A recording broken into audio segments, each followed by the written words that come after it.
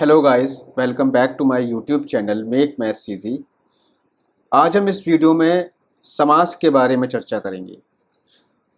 उत्तर प्रदेश के समस्त एग्ज़ाम, चाहे वो यूपी टेट हो, प्राथमिक भर्ती परीक्षा हो, यूपी लेखपाल हो, उत्तर प्रदेश कांस्टेबल या एसआई भर्ती परीक्षा हो, सभी प्रकार के एग्ज़ाम में हिंदी ज़रूर पूछी जाती है अगर आप उत्तर प्रदेश में रह रहे हो तो, और उत्तर प्रदेश के एग्ज़ाम दे रहे हैं।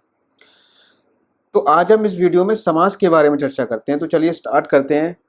एक चीज़ आप ज़रूर ध्यान रखा करिए कि फेसबुक पर जो मैं लिंक आपको देता हूँ, उस लिंक के थ्रू अगर आप जाओगे तो आप चैनल को सब्सक्राइब नहीं कर पाओगे। अगर आपको चैनल को सब्सक्राइब करना है तो आप यूट्यूब पर सर्च करेंगे मेक मैथ्स इजी, बिना स्पेस दिए। मेक मैथ्स इजी, आपको स्पेस नहीं देना है, बिना स्पेस दिए सर्च करेंगे तो आपको मेरा चैनल दिखेगा।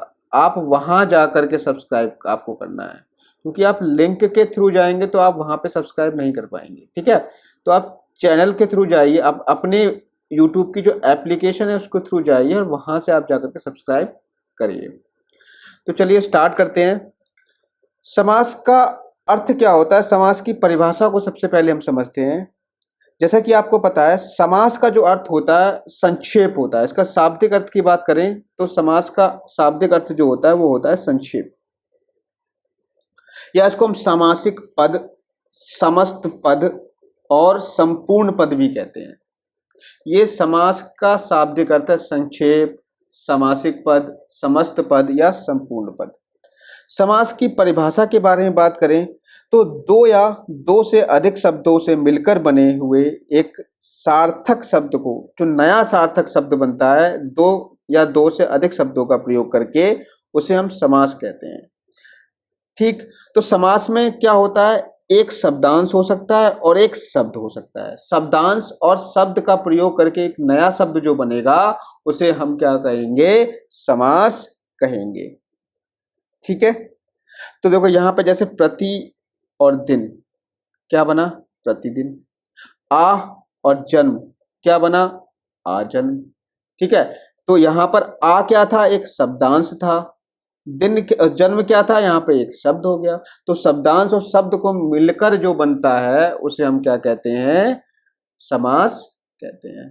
नि प्लस धन बराबर निर्धन, दु प्लस साहस बराबर दुस्साहस, दु प्लस परिणाम बराबर दुष्परिणाम।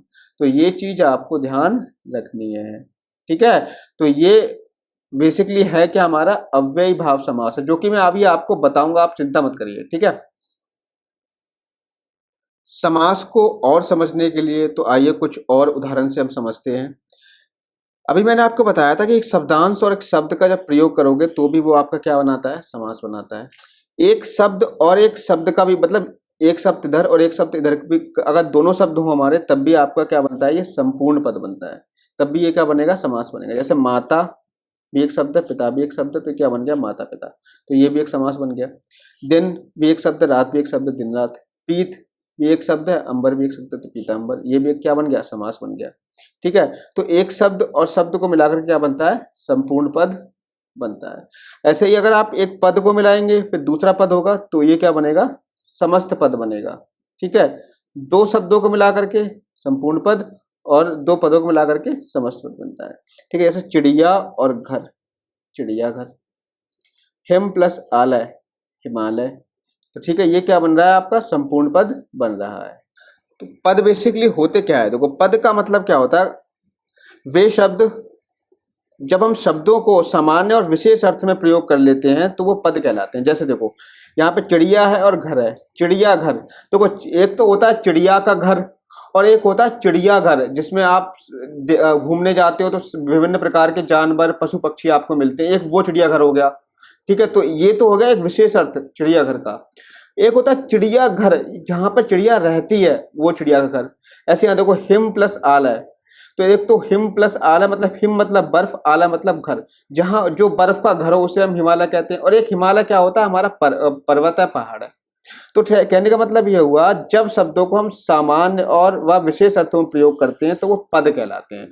पद और पद मिलकर क्या बनाते हैं? समास पद बनाते हैं। इतना आप समझ गए। देखो, दो या दो से अधिक शब्दों का मेल भी क्या बनाता है? हमारा समासिक पद बनाता है। दो या दो से अधिक शब्दों का मेल, जैसे रोटी, कपड़ा, मकान, ये भी एक समास है। ठीक है। तन, मन, धन, ये भी क्या है? एक समास है। समझ गए? तो ये कहने का मतलब यह है, दो या दो से अधिक शब्दों का मेल क्या बनाएगा? आपका समासिक पद बनाएगा। तो यहाँ पे तीन शब्द हो गए, रोटी, कपड़ा और मकान। ये इसमें भी क्या है? एक समास है। मैं आपको बताऊंगा कौन सा समास है। ठीक है। तन, मन, धन, ये भी क्या है? आपका एक समास है। तो ये तो हो गया समासिक पद, मतलब जो समास के नियमों से जो शब्द बनता है उसे समासिक पद कहते हैं। एक चीज जो आपने और सुनी होगी, समास विग्रह। समास विग्रह का मतलब क्या होता है? देखो, समास विग्रह का मतलब होता है समस्त पद के सभी पदों को अलग अलग किए जाने की प्रक्रिया। जैसे नील कमल, नील कमल को अगर आप अलग अलग करोगे तो इसको जब ब्रेक करोगे तो बनेगा नीला है जो कमल। ठीक है। नीला है जो कमल, वो क्या कहलाता है? नील कमल। तो नील कमल का आपने क्या किया? समास विग्रह कर दिया। यहां पर देखो, समास विग्रह मतलब से यहां लिखा है नील कमल, इसका मतलब होगा नीला है जो कमल। ठीक है। तो ये आपका हो गया समास विग्रह। अब हम पढ़ेंगे समास के भेद। समास के भेद, समास के जो भेद माने गए हैं मूलतः वो 6 माने गए हैं। ठीक है। समास के 6 भेद माने गए हैं। कौन कौन से हैं?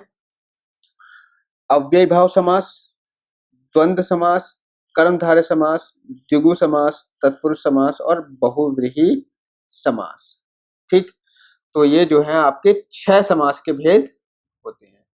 अव्ययी भाव समास क्या है? देखो, अव्ययी भाव समास को समझने के लिए समझो, इसमें क्या होता है? पूर्व या प्रथम या फिर पहला पद प्रधान होता है। पहला पद क्या होगा? प्रधान होता है। तो पूर्व, प्रथम या पहला पद प्रधान को हम क्या कहते हैं? अव्ययी भाव समास कहते हैं। अभी हम और डिटेल में समझेंगे इसको आगे, फिलहाल हम थोड़ी थोड़ी सभी के बारे में बात कर लेते हैं। द्वंद्व समास क्या है? जिसमें उत्तर पद समान हो। ठीक है। पूर्व उत्तर, द्वितीय प्रथम द्वितीय या पहला दूसरा, मतलब इसमें दोनों पद प्रधान होते हैं। ठीक है। दोनों पद क्या होते हैं? इसमें प्रधान होते हैं। हम समझेंगे इसको आगे एग्जाम्पल के थ्रू। फिर देखो, कर्मधारय समास, जिसमें उत्तर पद प्रधान होता है, मतलब बाद वाला पद प्रधान होता है, द्वितीय पद प्रधान होता है। द्विगु में क्या होता है? पहला पद क्या होगा? संख्यावाची होगा, दूसरा पद प्रधान होगा। पहला पद संख्यावाची और दूसरा पद प्रधान होगा। तत्पुरुष समास में क्या होगा? तत्पुरुष समास में उत्तर पद या द्वितीय पद प्रधान होता है। मैं आपको भी समझाऊंगा आगे एग्जाम्पल के थ्रू। फिर देखो, बहुव्रीहि समास में क्या है? अन्य पद या तीसरा कोई पद प्रधान होता है। ठीक। अब हम एक एक करके सभी समास के बारे में बात कर लेते हैं। पहला है अव्ययी भाव समास। अव्ययी भाव समास क्या होता है? देखो, पहला पद अव्यय, दूसरा भाव। अव्यय भाव का मतलब क्या है? अव्यय मतलब जो खर्च ना हो, अखर्च। भाव मतलब होना या पाया जाना है। अखर्च का मतलब यह है कि जिसके आप टुकड़े नहीं कर सको, जिसको आप बांट ना सको, अखर्च। ठीक है। जैसे अव्यय शब्द क्या होते हैं? अव्यय शब्द उपसर्ग व निपात शब्द हमारे क्या होते हैं? अव्यय शब्द होते हैं। जैसे प्रति और दिन।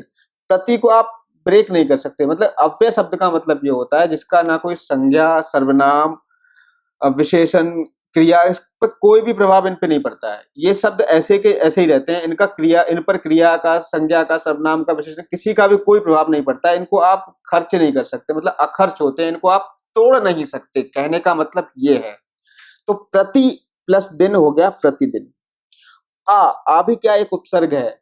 आ को आप तोड़ सकते हो? बताओ। प्रति को आप तोड़ सकते हो? प्रति पे कोई संज्ञा का प्रभाव पड़ेगा? नहीं पड़ेगा। तो आ प्लस जीवन, आजीवन।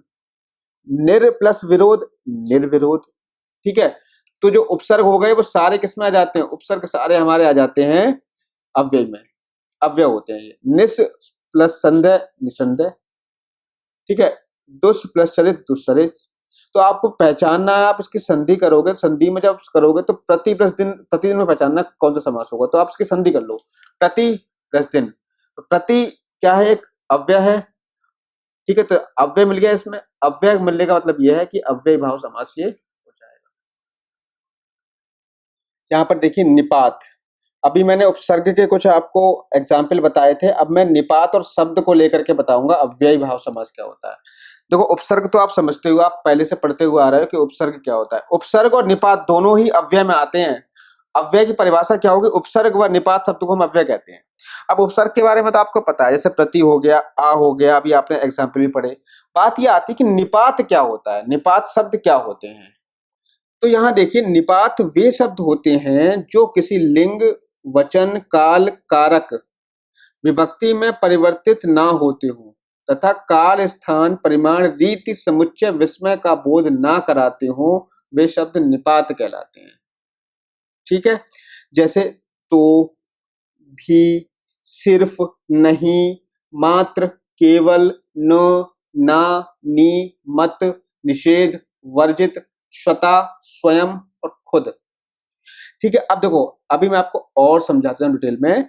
निपात के प्रयोग से वाक्य में विशेषता अर्थात प्रभाव उत्पन्न होता है। जैसे फॉर एग्जाम्पल, मैं यह काम कर सकता हूं, इसमें निपात नहीं है। मैंने क्या कर दिया, मैं भी यह काम कर सकता हूं, तो यहां पर भी क्या आ गया, निपात हो गया। तो यहां पर देखो मैं भी यह काम कर सकता हूं, तो एक प्रभाव उत्पन्न हो गया, एक विशेषता उत्पन्न हो गई। जैसे पानी स्वतः बह जाएगा। ठीक है, पानी स्वतः, एक तो होगा पानी बह जाएगा, पानी स्वतः बह जाएगा, तो स्वतः का मतलब ये हो गया निपात हो गया, एक प्रभाव उत्पन्न कर दिया उसने। मतलब इन पर किसी भी लिंग, वचन, काल का कोई प्रभाव नहीं पड़ेगा, ना ही इसकी कोई विभक्ति बनेगी। ठीक है, मैं यह काम स्वयं कर सकता हूं, तो ये स्वयं मतलब ये भी क्या हो गया, निपात हो गया। ठीक है, तो इस तरीके से वे शब्द जिन पर किसी लिंग, वचन, काल, कारक, विभक्ति का कोई भी प्रभाव ना पड़े, वो आपके निपात शब्द कहलाते हैं। तो निपात शब्द में देखो यथा और क्रम, यथा क्या है, निपात हो गया, यथा क्रम अव्यय भाव समास हो गया, जिसमें निपात मिल जाए पहला या उपसर्ग मिल जाए पहले पे, पहला शब्द उपसर्ग हो या निपात हो, अव्यय समास होता है। यथा शक्ति अव्यय भाव समास, तथा योग्यता अव्यय भाव समास, इति सिद्धम अव्यय भाव समास, भर पेट, भर पेट मतलब भर का है, भर है हमारा क्या, निपात है, पेट एक शब्द हो गया, तो भरपेट अव्यय भाव समास। धीरे धीरे, धीरे धीरे जहां शब्दों का रिपीटिशन हो, देखो ये इंपॉर्टेंट चीज है। अब यहाँ पे आपको डैश दिख रहा है, तो डैश देख करके ये मत बोल देना कि यहाँ पर आपका द्वंद्व समास होगा, नहीं। जहां पर शब्दों का रिपीटिशन हो, धीरे धीरे, जल्दी जल्दी। ठीक है, धीरे यहाँ पे क्या है, देखो धीरे यहाँ पे निपात है, धीरे यहाँ पे क्या है, निपात है, तो ये भी निपात, ये भी निपात, जिसमें निपात आ गया तो वो क्या हो गया, आपका अव्यय भाव समास होगा। जल्दी जल्दी, अब ये मत देखना कि यहाँ पे डैश लगा हुआ है तो यहाँ पे द्वंद्व समास होगा। ठीक है, आपको ये चेक करना है पहले इसमें निपात है या नहीं है, या उपसर्ग है या नहीं है। तो निपात यहाँ मिल रहा है, जल्दी जल्दी, तो ये अव्यय समास होगा। दिनों दिन अव्यय समास होगा। रातों रात, हाथों हाथ, बीचों बीच, कानों कान, इन सब में क्या होगा, अव्यय भाव समास होगा। ये आपको ध्यान रखना है, इंपॉर्टेंट चीजें हैं ये। ठीक है, अब हम आगे बढ़ जाते हैं। अब हमारा आगे आता है कर्मधारय समास। कर्मधारय समास, कर्मधारय समास में देखो कर्मधारय का मतलब क्या होता है, कर्म का मतलब होता है कार्य, धारय का मतलब धारण करने वाला। तो ऐसा शब्द जिसमें से एक कार्य तथा कार्य को धारण करने वाला हो, तो उसे हम क्या कहते हैं, कर्मधारय समास कहते हैं। जैसे पान वाला, चाय वाला, स्वर्णकार, कुंभकार, लोहार आदि। मतलब इसमें एक तो एक कार्य है और दूसरा कार्य को धारण करने वाला। जैसे पान वाला, तो पान वाला आदमी हो गया जो कार्य को धारण कर रहा है, और पान बनाना क्या हो गया, एक कार्य हो गया। चाय बनाना एक कार्य हो गया, चाय वाला मतलब कार्य को करने वाला। ठीक है, तो कार्य और कार्य को धारण करने वाला दोनों हो, उसमें कर्मधारय समास होता है। या फिर विशेषण विशेष हो, जैसे सुंदर स्त्री, सुंदर स्त्री, लंबा आदमी। ठीक है, कृष्ण सर्प, तो विशेषण सुंदर स्त्री, विशेष स्त्री, विशेषण लंबा, विशेष आदमी। तो इस तरीके से जिसमें विशेषण और विशेष पाए जाए वो भी हमारा क्या होता है, कर्मधारय समास होता है। इसके अलावा देखो उपमान व उपमेय का संबंध हो, जैसे चंद्रमुख। चंद्रमुख मतलब जिसमें चंद्रमा के समान मुख, ठीक है, मुख चंद्र, कनक लता, देह लता, उपमेय उपमान का संबंध होगा, वहां पर भी क्या होगा आपका कर्मधारय समास होगा। और देखिए गुण व गुणी व संबंध, जैसे वीर पुरुष, ईमानदार, ठीक है, साहसी व्यक्ति, कमीना मंत्री, तो जिसमें गुण आ जाए, गुण व गुणी दोनों हो, जैसे वीर पुरुष, तो वीर क्या हो गया, गुण हो गया, पुरुष क्या है, गुणी है, ठीक है। तो जिसमें गुण व गुणी का संबंध दिखाया जाए वहां पर भी क्या होता है, कर्मधारय समास होता है। ये कुछ पॉइंट है आपको ध्यान रखने हैं। अब हम पढ़ेंगे द्वंद्व समास। द्वंद्व समास में देखो, जहां प्रथम व द्वितीय पद प्रधान हो, मतलब दोनों पद प्रधान होते हैं, जहां पे प्रतियोगिता हो या प्रतिस्पर्धा हो या प्रतिद्वंद्विता पाई जाए, वहां पर हमारा द्वंद्व समास होता है। जैसे राम रावण, यहाँ पे प्रतिद्वंद्विता पाई जाती है। कृष्ण कंस, कर्ण अर्जुन, ठीक है, किराता अर्जुन, भीम दुर्योधन, मोदी केजरीवाल, जिसमें प्रतिस्पर्धा पाई जाए वहां पे क्या होगा, द्वंद्व समास होगा, ठीक है। जो विलोम शब्द होते हैं वो भी हमारे क्या होते हैं, द्वंद्व समास में आ जाते हैं। जैसे लाभ हानि, सभ्य असभ्य, जीत हार, दिन रात दिन, ठीक है। योजक चिन्ह वाले शब्द जो होते हैं, अब देखो सारे योजक चिन्ह वाले शब्द नहीं होते हैं द्वंद्व समास, मैंने आपको बताया था अव्यय भाव समास में, ठीक है, ध्यान रखना है आपको। जैसे माता पिता में क्या है, योजक चिन्ह है, ठीक है। लव कुश में क्या है, इसमें योजक चिन्ह नहीं है, लेकिन फिर भी देखो लव कुश, लव कुश आपका एक तरीके से ये यहाँ पर यूज होता है, डैश यहाँ पर यूज होगा, यहाँ पर डैश यूज किया नहीं है, यहाँ पर लव कुश में डैश यूज होगा, ठीक है।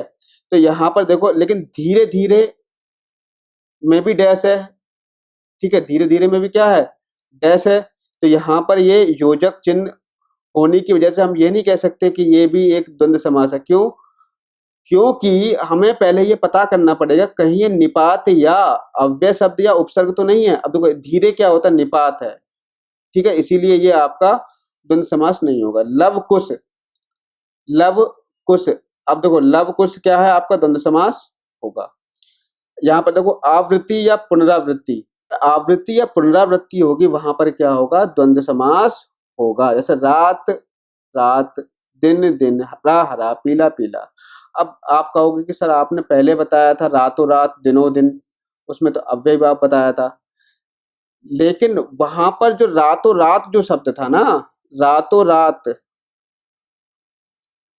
ठीक है, दिनों दिन, ये शब्द थे, ये अव्यय थे। लेकिन रात एक अव्यय शब्द नहीं है, दिन एक अव्यय शब्द नहीं है, रातों रात एक अव्यय शब्द है। रातों जो है अव्यय शब्द है, ठीक है, दिनों अव्यय शब्द है, लेकिन रात अव्यय शब्द नहीं है, दिन अव्यय शब्द नहीं है, हरा अव्यय शब्द नहीं है। अव्यय शब्द क्यों नहीं है? क्योंकि इन पे काल, वचन और क्रिया विभक्ति का कारक का प्रभाव पड़ेगा, पीला पीला, ठीक है। तो यहाँ पर ये जो है आपके अव्यय शब्द नहीं है। अगर अव्यय शब्द नहीं है तो वो क्या होगा, आपका द्वंद्व समास होगा, ठीक है। अर्ध आवृत्ति या पुनरुक्ति वाले शब्द, जैसे चाय वाय, चाय वाय, पानी वानी, भारत आरत, कपड़ा वपड़ा, धागा बागा, ये सब क्या है, इसमें एक शब्द सार्थक होता है, दूसरा शब्द निरर्थक होता है, तो वो कहलाते हैं अर्ध आवृत्ति या पुनरुक्ति वाले शब्द। तो अर्ध आवृत्ति या पुनरुक्ति वाले शब्द आते हैं आपके द्वंद्व समास में। संबंध बताने वाले शब्द, जैसे राम लक्ष्मण, गुरु शिष्य, ये क्या करते हैं, संबंध बता रहे हैं, पति पत्नी, जीजा साली, भाई बहन, जो संबंध बताने वाले शब्द होते हैं वो भी हमारे किस में आते हैं, आपके द्वंद्व समास में आ जाते हैं। 1 से लेके 10 तक, फिर 20, 30, 40, 50, 60, 70, 80, 90, 100, 1000, 1 लाख, करोड़, अरब वाली संख्याओं को छोड़कर बाकी संख्याओं में द्वंद्व समास होगा।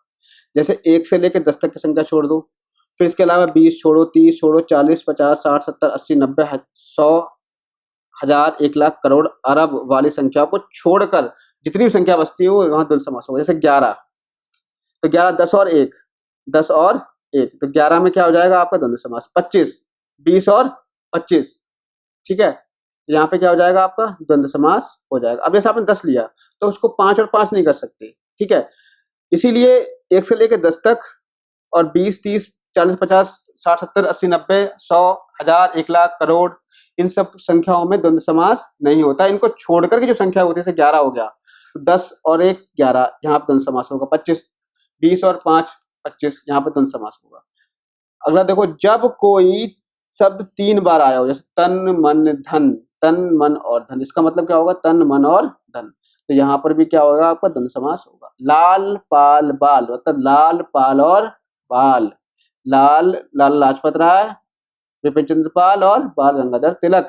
रोटी कपड़ा मकान, तो रोटी कपड़ा और मकान, तो इस तरीके से जो 3 बार इसमें शब्द आए तो वहां पर द्वंद्व समास होता है। जहां और, वा, तथा, या, अथवा इन अव्यय निपात शब्दों का प्रयोग हो तो वहां द्वंद्व समास होगा। जहां पर और आए,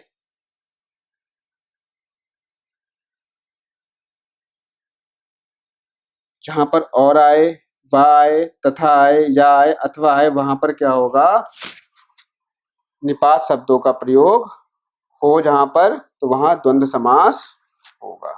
ठीक, समझ में आ गया? तो आज के इस वीडियो में इतना ही रखते हैं। अगले वीडियो में बाकी जो समास बचे हैं, बाकी जो 3 समास बचे हैं, वो हम अगले वीडियो में कवर कर लेंगे। इस वीडियो में इतना ही। इस चैनल को ज़्यादा से ज़्यादा सब्सक्राइब करिए, दोस्तों के साथ शेयर करिए, और जितना ज़्यादा आप सब्सक्राइब करोगे उतना ही ज़्यादा मुझे मोटिवेशन मिलेगा वीडियो बनाने के लिए। मैं ही आपसे वादा करता हूं कि आपकी जितनी भी समस्या होगी हिंदी में, सारी समस्याएं इस चैनल के माध्यम से सॉल्व करा दूंगा। मिलते हैं नेक्स्ट वीडियो में, तब तक के लिए थैंक यू।